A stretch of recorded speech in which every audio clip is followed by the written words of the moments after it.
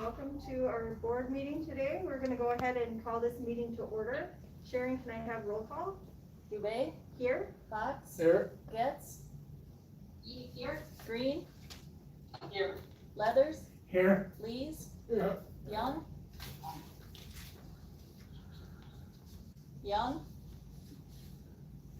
Here. Sorry, I was muted. That's okay. Thank you. Please stand for the Pledge of Allegiance. I pledge allegiance to the flag of the United States of America and to the republic for which it stands, one nation, under God, indivisible, with liberty and justice for all. All right, before I make a motion to approve the agenda, or get a motion to approve the agenda, I'm appointing Dick Lees today as our clerk to sign some documents in Angie's physical absence. But you're here in mind and spirit, right, Angie? I sure am. I'm there in mind and spirit. There you go. Just not, you can't sign any documents today. Can I get a motion to approve today's agenda? So moved. Second. Let's do a roll call vote. Dubé, Yes? Fox, Yes. Getz, Yes. Green, Here. Yes. Leathers, Yes. Lees, Here. Young, Yes. Yes. Keep myself unmuted, darn it. Thank you. Okay. Our first item on our agenda is our public hearing for the tax abatement request. So we're going to get an overview and a request for the approval of the tax abatement request for Gerald E. Guyette for the property located at 29,076 550th Avenue in Austin. And we're gonna hear from Executive Director of Finance and Operations, Lori Bolts. Madam Chair Dubé, Superintendent Krenz, and members of the board, for your consideration in this public hearing is a summary of the housing tax abatement application from Gerald Gayette. And this is for new construction. And also, it is for a home. The request is, just to summarize the property tax abatement request process, it's to abate 100% of the school district's portion of real estate taxes related to building improvements on the subject property for a period of 5 years. And the total estimated abatement amount is on $380,000 of a value of estimated property value. So that's a summary of the property and for the hearing of the housing tax abatement application. Can I get a motion to approve the tax abatement request for Gerald Guyette for property in Austin? So moved. Second. Can I ask you, is it appropriate to ask a question? Yeah. Can I ask you, Lori, where 550th Avenue is? Or does anybody know? I was gonna ask that too, and then I figured you'd I think it's know. over by the nature center, correct? Oh. I don't know. 550th Avenue? Well, Peggy, would you know? I'm Googling it right now. The race is on, Lori. Yeah, she might be. It's out, it looks like it's north of Lansing. Oh, nothing. Oh, yes. Along Cedar River. Carolyn, Yes, Kathy. this is Kathy. I have a question. Yeah. Okay, Lori, it's been 5 years since we started doing these tax abatements. Do you at any point get a report of when the taxes revert back, or is that just an automatic? When they start paying taxes on the tax abatement properties? In my experience regarding abatements, we go through a reporting process during the period of time that the taxes are abated. So once you expire through that abatement process, then it reverts back to regular, is my experience with it. in another county, so. Okay. Okay, thank you. Yeah, good question. Lori, we haven't had any of these for quite some time. Is it because of the COVID-19 and people are, Yeah, the last abatement application was quite a few months back, Was it February? Did we do it in February or January? Probably at least January, or maybe even last fall. so You have two it more. could be related. Okay. So we had our motion and our second, yes? Yes. So we'll do a roll call vote, Dubay, yes. Fox, Yes. Getz, Yes. Green, Yes. Leathers, yes, Lees, Yeah. Young, Yes. All right, motion passes for the approval of the tax abatement request. Moving right along, we're going to jump into reports with our superintendent's reports, beginning with the COVID-19 and reopening plans with Superintendent Trends. I'm gonna take it a little bit different order. Okay. I've got a few other items before we get into that, and that way I provide more opportunity for questions. Chair Dubay, members of the Austin School Board, Austin community. Start with, we have an update, or I want to provide an update on the annex renovation. We had a construction meeting this morning, and it looks, we're getting to the final stages. We talked about certificate of occupancy being available to us on August 21st. So really being able to get back into the fully occupy that building on the 24th. Basically, we've been in it, we're moving materials into the facility, but you can't do your normal business until after that certificate is done. So things are moving right along, looking fantastic, and hopefully everyone will be able to appreciate what we have there.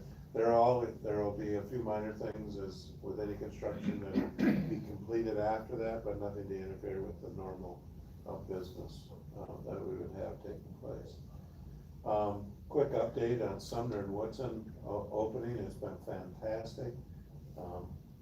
Sheila and Jill have done a great job working with their staff, making sure that the teachers have been a part of the planning process, have been integral in the design of their classrooms and the setup there. Brian and his staff were there and figuring out the square footage and that 50% capacity that we had to run under with that guidance. And then, the parents and the kids, it's just fun to see them back. You all heard, or I sent out a report on the first day back of the Sheila walking down the hall and hearing the singing coming out of the boys' room, and stopped. She didn't go in, just stopped and listened. And part of the first few days was talking about safety and washing and social distancing and all that. And here the little boy was singing "Happy Birthday." That's a song that they use, that you're washing your hands long enough, and at the top of his lungs. So it's just good to see that. The other thing that was really encouraging is all the staff met with the parents the week before, and we encouraged the family, even though the school district has purchased face masks or face shields for every student and every staff member, duplicates on the school bus for those who are transporting. We encourage parents, if they wish, to send their child to school in a face mask. And almost 100% of the Sumner kids came with face masks on, and similarly for the Woodson students. So I think our families are doing the right thing. And I can't stress enough, as I move into the recommendations for fall opening and the rest of the calendar, that's the critical component. This isn't a disease of the school. It's not a disease of the community. It's a disease across the world. But it's a community's responsibility to do what's right. And right now, the guidance is face masks for all, except those with medical concerns and for any child under the age of 5. So that's important for people to understand. David, compared to last year, what's the attendance at Sumner as opposed to last year? Number of students. What time, and are you talking about enrollment or attendance? On enrollment. We're at about 250 students, and I think last year we were about 270.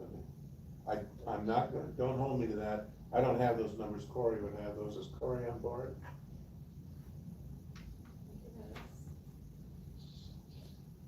He was.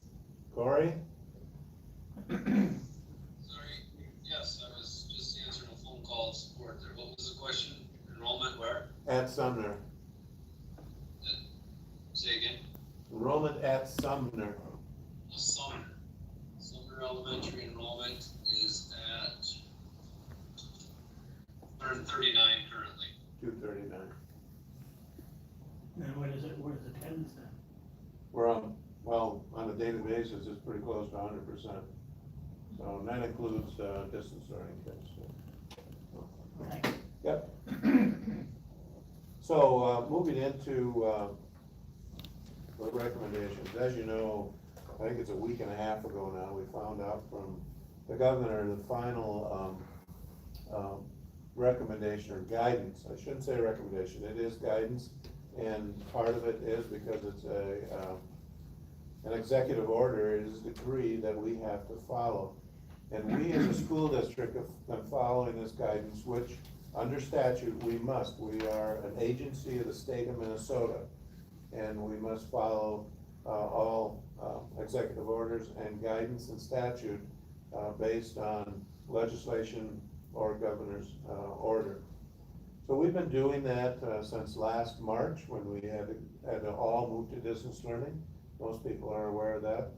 And then into the summer, where we had summer school rules, we had to use those summer school opening rules when we opened Sumner and the Woodson section. And again, there's different guidance, different orders that'll come up or have come out for our August 31st opening of the traditional or normal calendar. So that's the important part. The other thing is, the governor and MDE worked very closely with the Department of Health, the Minnesota Department of Health, and the federal CDC to make sure that all the data is there. And as we opened a week and a half or so ago, our final planning, I started with the administrative team on talking about two key elements and making the point that none of us are medical doctors, at least in that room we weren't. I don't know who's on board here. So we should take that advice of the medical doctors on what is right and what's not right to be able to be doing. All of us have speculation, all of us think at times that we know better, but in our case, that's what we want to do. So knowing that, there were two key items I challenged. Just a quick reminder to mute your phones if you can while you are not speaking, to help with any feedback. Thanks. I challenged our administration to put together a plan with two key elements on the focus. Number one, that we must open in the safest possible manner for all of our students and all of our staff. And then secondly, that we must open in the best educational environment possible, learning environment possible, to make sure every student is receiving the education that they deserve.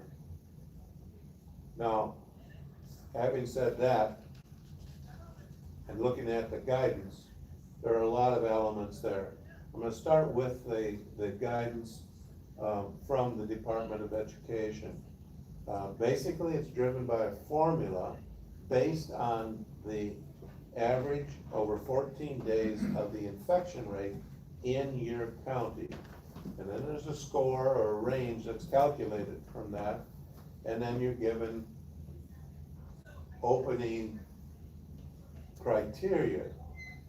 First of all, there's a range from 0 to 10, from 11 to 20, 21 to 30, 31 to 40, 41 to 50, and above 50.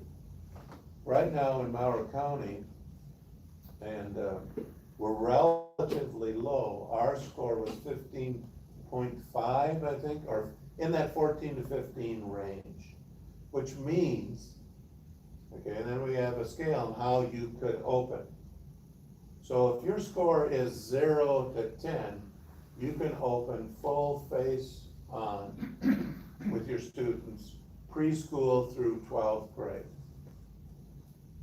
If you're in the 11 to 20 range, you can open preschool through grade 6 face-to-face, and then secondary, which would be 7th through 12th, in hybrid. Those are the rules, and we are mandated to follow those rules. So the important aspect is, how do we look at those rules? Now, you probably saw that school districts like Minneapolis and St. Paul immediately went to distance learning. And you have to ask yourself, why did they? That's the most restrictive environment there is. So if you go to distance learning, you can't go any further away from your student than that in terms of the health side of safety. We know the difficulty of delivering distance learning educationally, but they work hard, obviously. But the key is, you heard me say earlier, 14-day average. That 14-day average changes every week. It's not, okay, on September, when did our last, this came out on July 23rd. That isn't the number that'll last through September or through October. That's just for the next 2 week or week period. Matter of fact, just to make people aware, last week when the number came out, 27 counties or over 100 school districts would have had to change their plan because it got more restrictive in those counties. Here in Mauer County, that became one of the key elements in our decision and what we wanted to do. Again, the two elements, safest environment as possible and best educational learning experience that we can provide. So Corey sat down and did a lot of analytics on the number of COVID cases here in Mauer County, doing the calculations, what's the likelihood that our number, which right now falls between that 11 and 20, is going to change, and what's the dynamic that would cause that to change. So we did a lot of calculation. Why? We don't want to change every other week on what the delivery of services will be, and that's very possible in this formula. We want to be consistent at least through the first 9 weeks. So doing those calculations, we feel very comfortable that our number in Mauer County, unless something drastic happens, and I think the number that Corey came up with is that there'd have to be an average increase of 40 to 50 cases in Mauer County a day to get us to move off of that 0 to, or that, excuse me, that 11 to 20.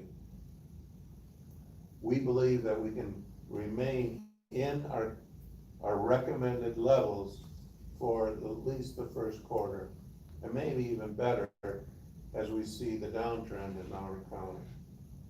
So knowing that, our recommendation is to look at the formula and provide face-to-face for our early childhood or pre-K through 6th grade services. So in our case, it would be all our CLC programs for early childhood through I.J. Holton face-to-face.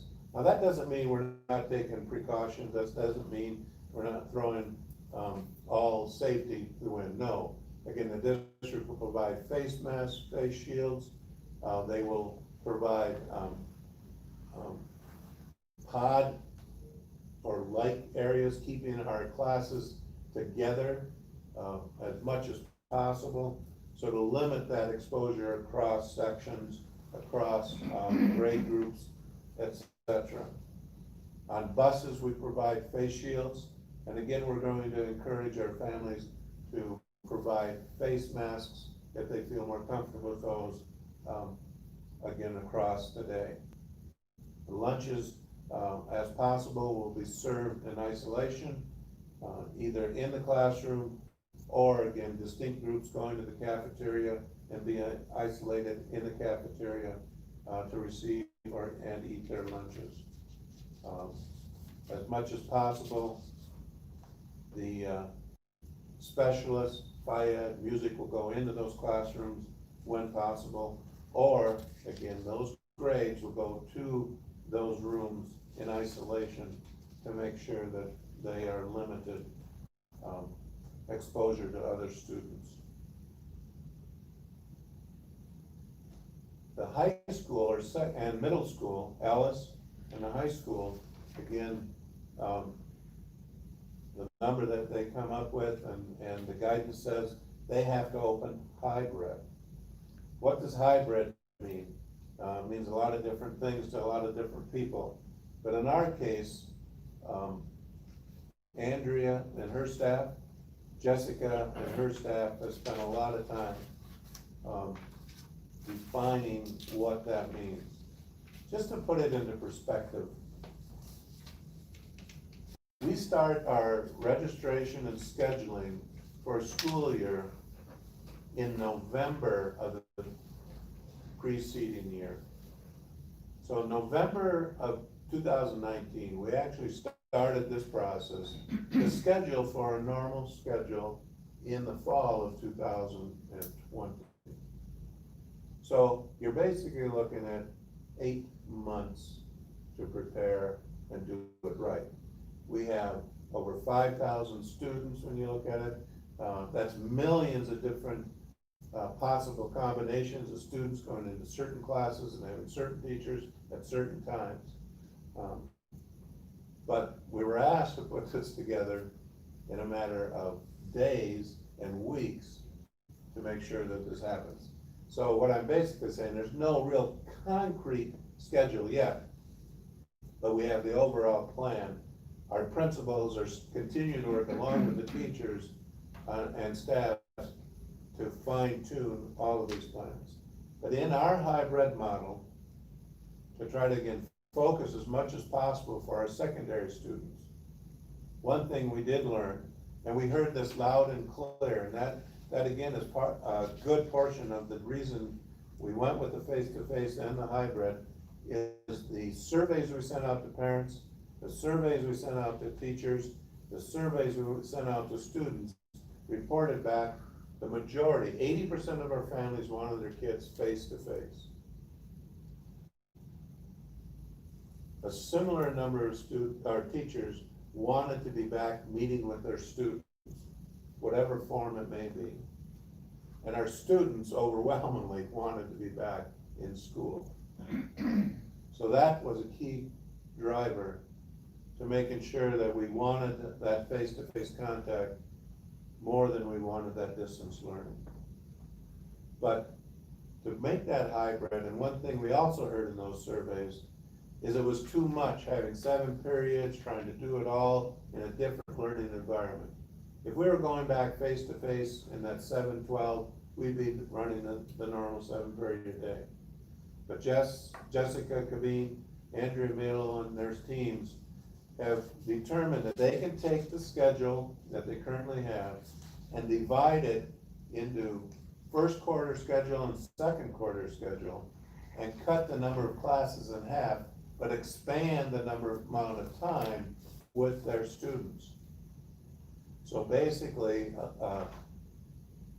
having the students and the teachers be able to focus their learning on a smaller set of standards for those periods of time, or not standards, but classes for those periods of time, but being able to cover the standards that are required. And if you calculate it in the same amount of time, only in that first quarter rather than the first semester.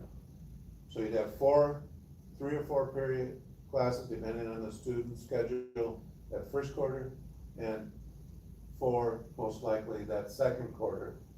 The other beautiful thing about that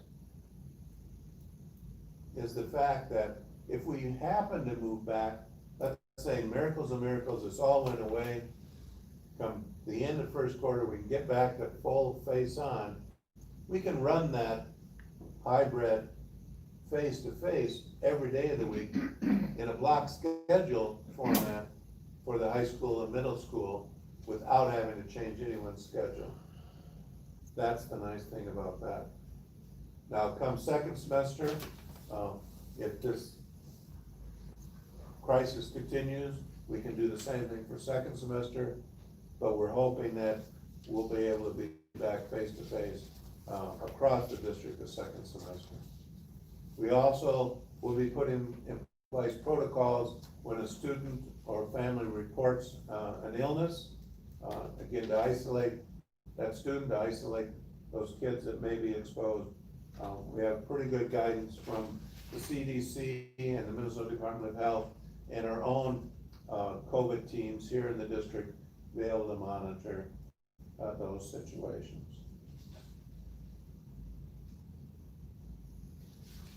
I think I've covered everything that I wanted to cover. Are there any questions from the school board at this time? How come, we're going Monday, Tuesday, then instead of alternating the days? Thanks, Dick. I forgot that. In the hybrid model, one big thing I didn't mention, our hybrid model, yes, we're changing the schedule, but hybrid means we have to limit the amount of students at the secondary level to 50% of the capacity. So to do that, we have to have 50% of the students here on any given day. So looking at that, nice catch there.